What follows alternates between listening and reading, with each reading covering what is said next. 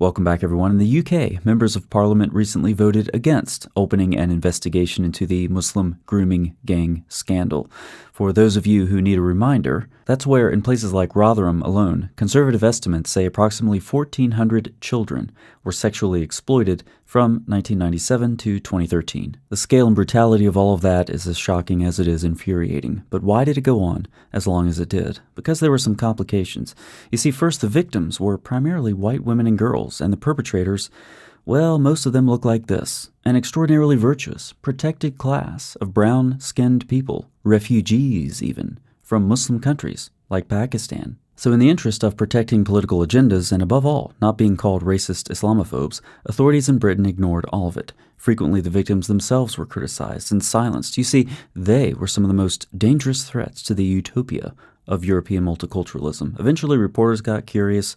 Books and articles were written, and we know to some extent what happened, but we'd like to know more by having, maybe an investigation, like the one that got voted down. During the debate, Conservative leader Kimi Badenoch accused Labour of a cover-up, wonder why, for refusing a new inquiry, arguing that no comprehensive investigation had been conducted into the racial or cultural aspects of the crimes. Choosing not to investigate these grooming gangs, again, drew some international criticism and ripped the scab off of an old wound, and rightly so.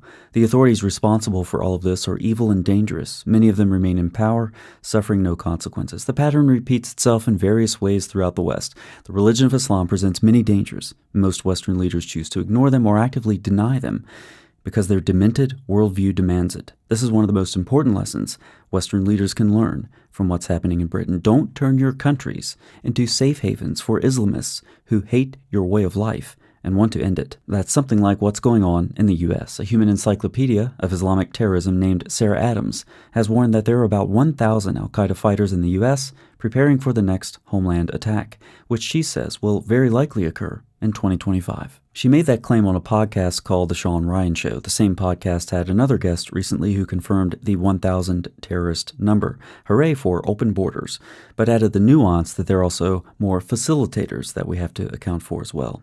If you care about the threat of Islamic terrorism, you'll want to watch those videos. I've linked them in the description box. So through podcasts and other non-traditional media, millions of people now know that Islamic terrorism is a major imminent threat to the U.S. And if expert opinions weren't enough, we had the Islamic terrorist attack on January 1st as a reminder of what's coming up. No, wait, that wasn't Islamic terrorism. This is not a terrorist event. That's how it goes, right? From the rape gangs of Britain to the jihadists in the U.S., people claim the problem is not related to Islam until they're absolutely forced to acknowledge that it is. It's always the same.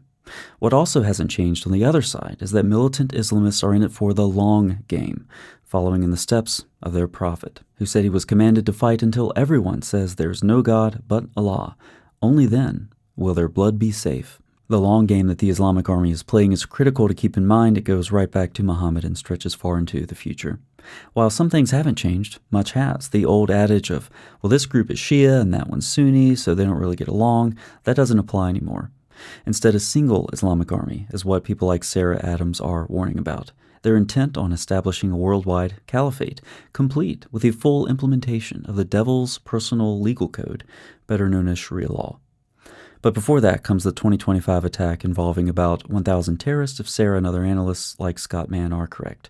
Now, at this critical time, you might ask if U.S. leaders have learned anything about dealing with the Islamic problem from Britain's egregious mistakes. So far, the response to these threats from three-letter agencies in the U.S. has been mostly nothing. I can only hope when an attack occurs, the FBI will be there to tell us all that it wasn't terrorism. Thanks so much for watching. I'll see you next time.